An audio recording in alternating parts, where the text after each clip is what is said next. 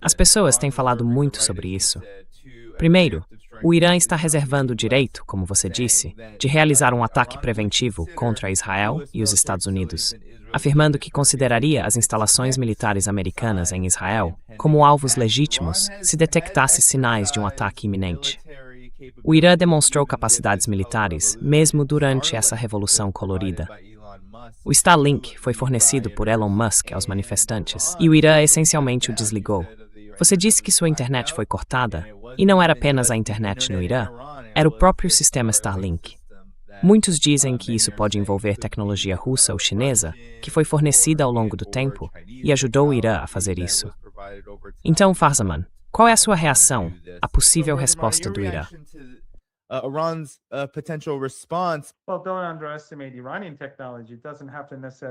Bem, não subestime a tecnologia iraniana. Não precisa ser chinesa ou russa, pode ser uma combinação. Mas veja, no fim das contas, Dani, o objetivo é a guerra. Então, a demonização do Irã vai continuar. A grande mídia vai continuar insistindo nisso.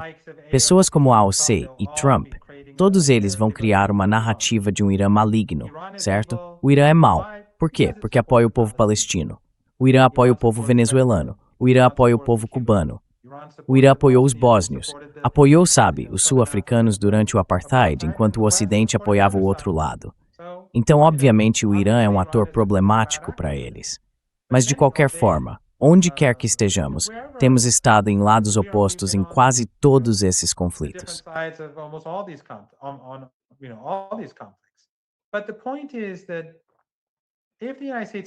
Mas a questão é, se os Estados Unidos atacarem o Irã, o que acontece então?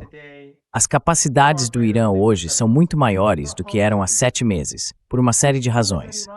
Uma delas é que o Irã, após a guerra, adquiriu uma compreensão abrangente de seus pontos fortes e fracos e começou a trabalhar rapidamente neles. Claro, seus pontos fortes são os mísseis e os drones, especialmente os mísseis. E foi isso que derrotou o regime israelense. Steve Bannon foi o primeiro a dizer publicamente em seu próprio programa que durante os últimos 3 ou 4 dias da guerra, o regime israelense estava em apuros e precisava de um cessar-fogo. E Trump conseguiu o cessar-fogo e salvou Netanyahu. O Irã venceu a guerra. O Irã hoje é muito mais forte.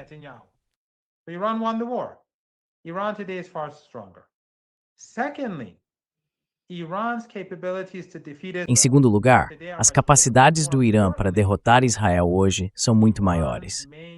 Mas, mais importante ainda, as principais capacidades do Irã nem sequer estão direcionadas ao regime israelense. Elas estão voltadas para os Estados Unidos. Durante 3 décadas, os Estados Unidos vêm dizendo que todas as opções estão sobre a mesa. E então, depois do 11 de setembro, independentemente do que realmente tenha acontecido, você sabe, depois do 11 de setembro, eles tomaram o Afeganistão e o Iraque. Naquela época era um momento unipolar. Eles estavam no controle e, em grande medida, também na Ásia Central. Assim, o Irã ficou cercado. Desde então, o Irã vem desenvolvendo capacidades de defesa contra os Estados Unidos. Agora eles possuem todo tipo de capacidade naval e terrestre voltada para o Golfo Pérsico e o Oceano Índico.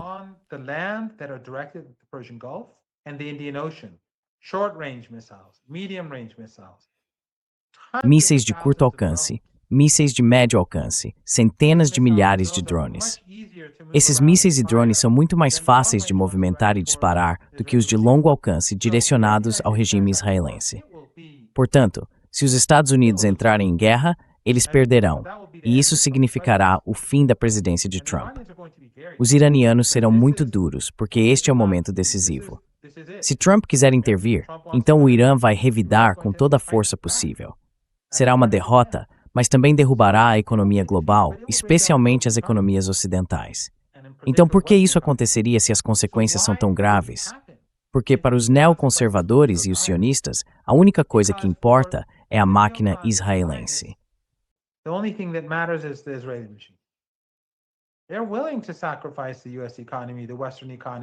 Eles estão dispostos a sacrificar a economia dos Estados Unidos, as economias ocidentais, a economia global, tudo em nome do sionismo, tudo em nome do projeto ou dos projetos neoconservadores. Então, embora a guerra não faça sentido e eles não tenham uma forma de vencê-la, o Irã está se preparando para ela. E a propósito, Dani, o Irã não é apenas um país. Os aliados do Irã no Iraque são muito poderosos, e você sabe que os aliados do Irã venceram as eleições lá. Portanto, os aliados do Irã no Iraque hoje são muito mais fortes do que eram há apenas um ano, ou até 6 meses atrás. Assim, os Estados Unidos não estão. Bem, você sabe, não estão. E claro, os Estados Unidos se sobrecarregaram demais.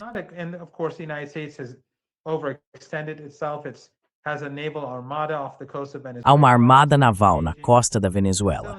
Ainda está envolvida na guerra na Ucrânia. É claro que a CIA está profundamente envolvida. E muito dinheiro está indo dos Estados Unidos por meio da CIA para a Ucrânia. Não há dúvida disso. Talvez os militares estejam envolvidos, mas a CIA com certeza está. E então, a guerra comercial. Os Estados Unidos, isto não é mais a década de 1990. O Irã é muito mais capaz hoje. Os Estados Unidos estão com muitos problemas, e muitos problemas internos. E é claro, há o caso Epstein, há questões internas. Portanto, há muitas coisas acontecendo que podem influenciar como as coisas vão evoluir.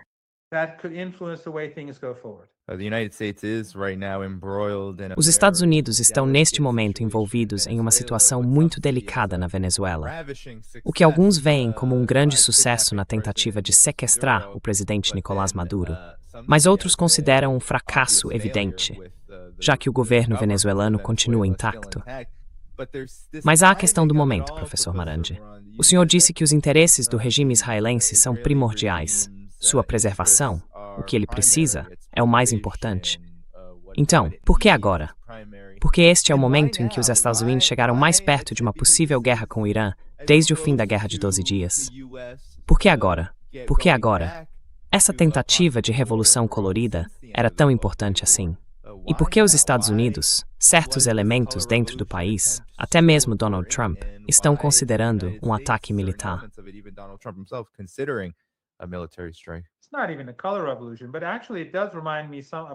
Não é nem uma revolução colorida, mas me lembra do que aconteceu em Kiev.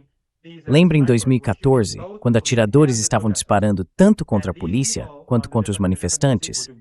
E pessoas em diferentes cidades estavam fazendo a mesma coisa. Como eu disse, pessoas estavam sendo baleadas com armas leves, com pistolas a curta distância. Então há algumas semelhanças marcantes. Mas eu acho que a razão, Dani, é porque Israel está em sérios apuros. E Trump também. O regime israelense perdeu sua aura de legitimidade. É desprezado em todo o mundo. Como eu disse antes, em uma ocasião anterior, se não mais de uma vez, a maior derrota do regime israelense nos últimos 2 anos e 2 ou 3 meses é que ele não é mais visto como legítimo.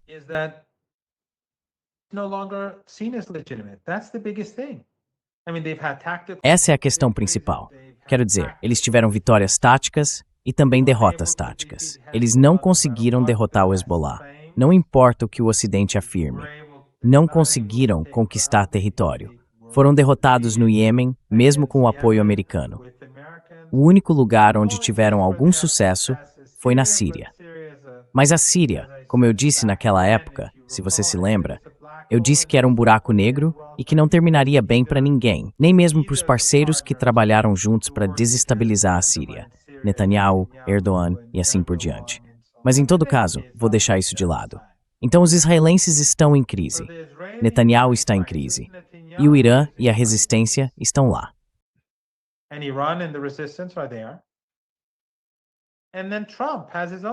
Então, Trump tem suas próprias crises. Quero dizer, tem o Epstein, tem os arquivos do Epstein.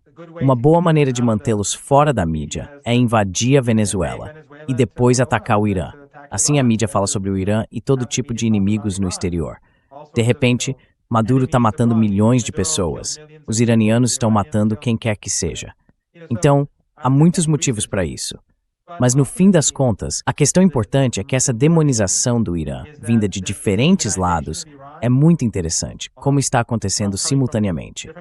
Veja, de repente a romancista, aquela mulher do Harry Potter.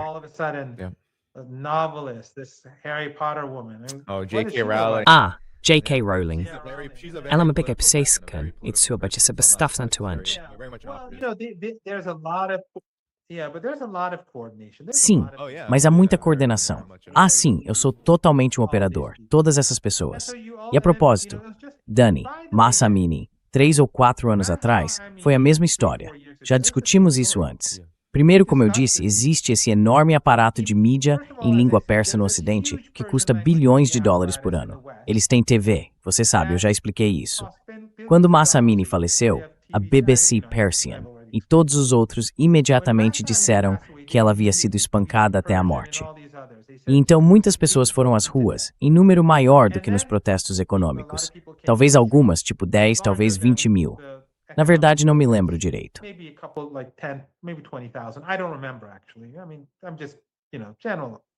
Quer dizer, eu só estou dizendo, sabe? De modo geral, pode ter havido menos, talvez mais, mas enfim, algo assim.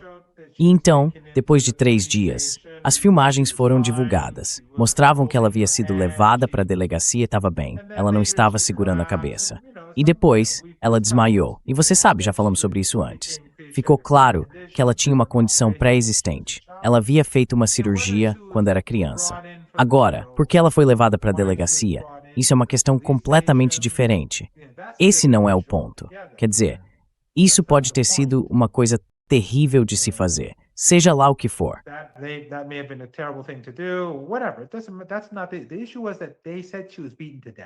A questão era que disseram que ela havia sido espancada até a morte. Os protestos naquela época, assim como os protestos econômicos de agora, foram pacíficos por alguns dias. E então houve infiltração, tumultos e violência. Naquele tempo, cerca de 70 agentes da lei foram mortos. Desta vez, porém, a violência foi muito mais sofisticada e muito mais brutal. Em pouco tempo, estavam destruindo todo tipo de infraestrutura e assassinando pessoas muito rapidamente. Tudo aconteceu em um período muito curto. Mas naquela época, era a mesma coisa. Estavam usando um evento trágico para se infiltrar, criar caos, deslegitimar e colocar mais pressão sobre o país. É o mesmo padrão.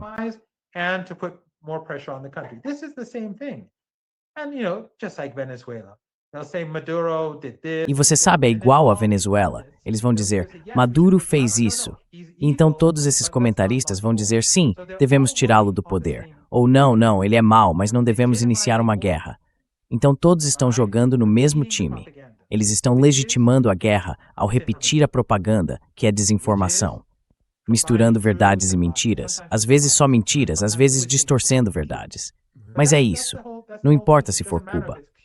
Você pode ter absoluta certeza de que no dia em que atacarem Cuba, todos na grande mídia dirão, sim, o regime cubano é ditatorial, é mau e por aí vai, mas não deveríamos ter feito isso, ou deveríamos ter feito isso. É assim que funciona. O verdadeiro mal está naqueles que impõem sanções, que estão matando crianças.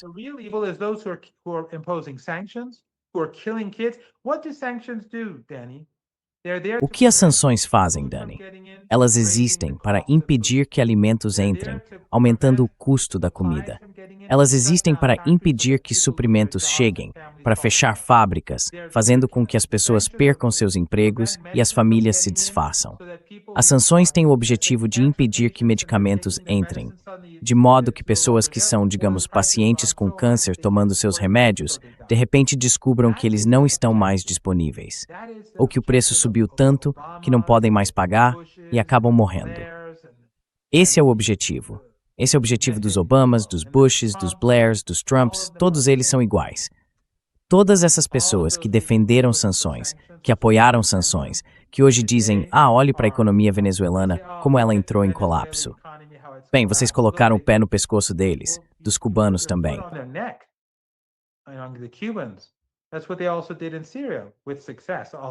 Foi isso que eles também fizeram na Síria, com sucesso no fim das contas.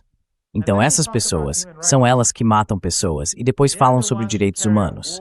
São elas que realizam guerras e invasões. Então aqueles que se opõem a elas dizem você tem razão, Maduro é mau, ou fulano é mau, mas você não deveria ter feito isso. Foi um erro, foi errado. Esse é o problema com o establishment político no Ocidente. É supremacista, assim como o sionismo. E, de certa forma, é a mesma coisa. É supremacista. Eles presumem privilégios e direitos especiais quando impõem sanções e matam pessoas. É pelas razões certas, ou no máximo, uma política fracassada. Não são crimes quando o Ocidente faz isso, a menos que apareça nos livros de história. Estão dispostos a falar sobre o que aconteceu há 100 anos, mas não sobre o que acontece hoje.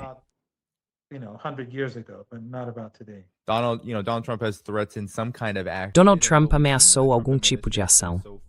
E o que vimos até agora do governo Trump é uma intensificação das sanções, e elas fracassam. Então, na Venezuela, essas foram principalmente sanções do governo Trump, embora o governo Obama, acredito, as tenha iniciado pouco antes de ele sair. A Venezuela estava crescendo cerca de 6% e era a economia que mais crescia na América do Sul. Os Estados Unidos, por meio da CIA e da Força Delta, seja lá quem for, estavam tentando instigar uma mudança de regime. Você vê algo semelhante acontecendo? Talvez até uma decapitação ou algum tipo de, ataque cibernético? Trump, apesar de suas políticas hostis, caóticas e abertamente contraditórias, foi bastante agressivo como neocon durante seu governo. Você vê algo surgindo nesse sentido?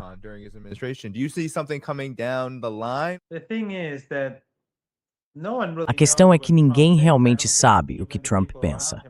Acho que nem mesmo as pessoas ao redor dele sabem, porque ele muda de opinião sobre tudo, a cada hora. Mas a suposição no Irã é sempre de que haverá guerra. Aconteça ou não, isso é irrelevante. Os iranianos estão se preparando para a guerra. Se você quer evitar uma guerra, a melhor maneira de fazê-lo é se preparar para ela. E quando você tem um império sinistro que está em rápido declínio e reagindo de forma agressiva para preservar sua posição, é preciso ter muito cuidado. Especialmente quando há uma pessoa tola como Trump. Maligna, sinistra, mas tola. É preciso ter cuidado redobrado. Então os iranianos estão se preparando dia e noite.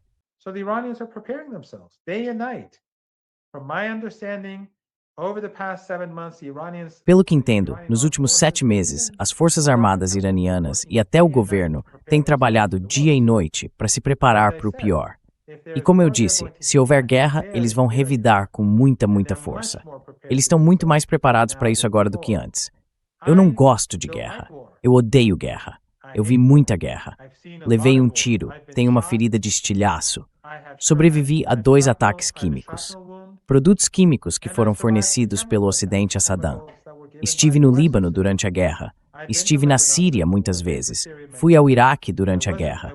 Eu odeio guerra. Mas não tenho dúvida de que os iranianos serão firmes, vão revidar com muita força, e isso será o fim da presidência de Trump.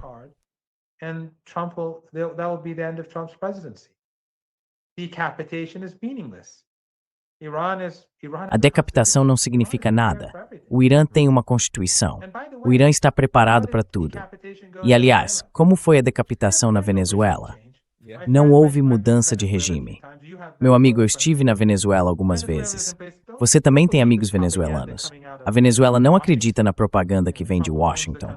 Sabe, o Trump acha que é dono do país, que decide tudo. Mas olhe para o povo nas ruas da Venezuela. Eles não vão permitir que os Estados Unidos assumam o controle.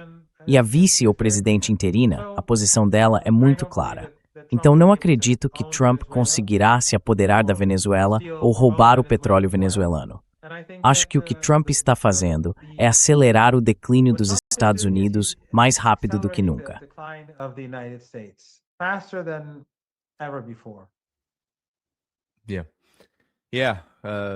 Sim, isso definitivamente parece ser o caso. Quero te perguntar, o que você acredita ser a situação regional, dado o que vem acontecendo no Irã e com o Irã? Acho que sua comparação com o Euromaidan, a chamada Revolução da Maidan, que na verdade foi apenas uma operação de mudança de regime por procuração, é muito boa. Acho que todos os elementos estão lá. Estou curioso para saber qual tem sido a resposta regional, especialmente considerando o que você acabou de dizer. O Irã vai revidar com muita força, e isso significa que países como os Emirados Árabes Unidos, a Arábia Saudita e outros que abrigam todo esse equipamento e pessoal militar dos Estados Unidos, eles são os alvos. Não tanto os Estados Unidos, que estão a milhares e milhares de quilômetros de distância com o oceano, na verdade muitos oceanos, separando-os. Então, qual tem sido a resposta regional, se você conseguiu acompanhar?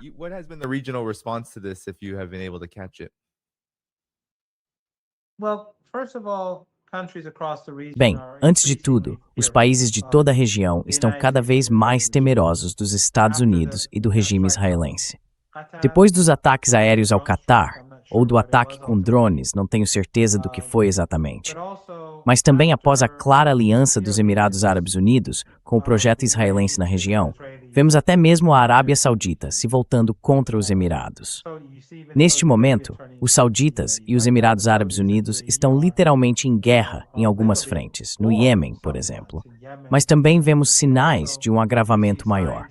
Portanto, os países da região estão se tornando mais sensíveis ao regime israelense e a seus aliados, como os Emirados Árabes Unidos. E, aliás, os Emirados Árabes Unidos têm apenas cerca de 1 milhão de cidadãos. Então, você sabe, alguns mísseis, se atingirem, se acertarem os lugares certos, é certo que o Hashim Quinn.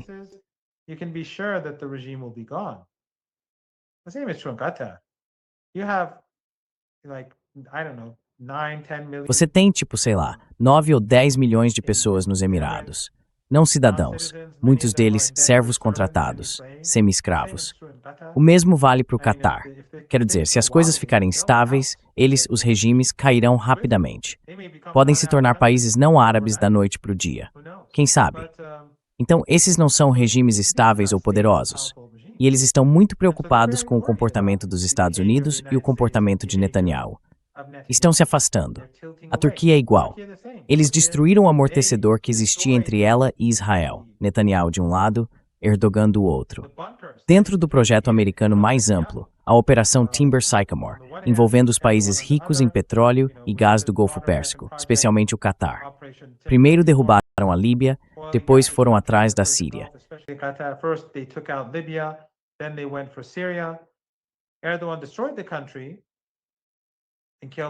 Erdogan destruiu o país e matou centenas de milhares de pessoas, junto com o Catar, Netanyahu e outros. Mas o que ele fez foi destruir essa zona de amortecimento entre a Turquia e Israel. E claro, os americanos estão com os israelenses. Eles nunca vão ficar do lado dele. Então agora estão se afastando e estão mais preocupados.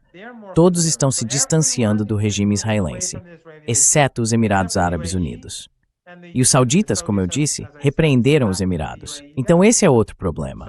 Sabe, essa não é uma boa tendência para os Estados Unidos nem para o regime israelense. Mas os Estados Unidos, em sua arrogância, não se importam. E esses regimes estão tão ligados ao Ocidente que não vão se afastar tanto assim.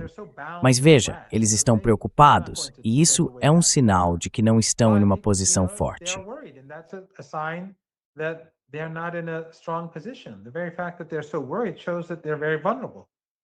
O simples fato de eles estarem tão preocupados mostra o quão vulneráveis são.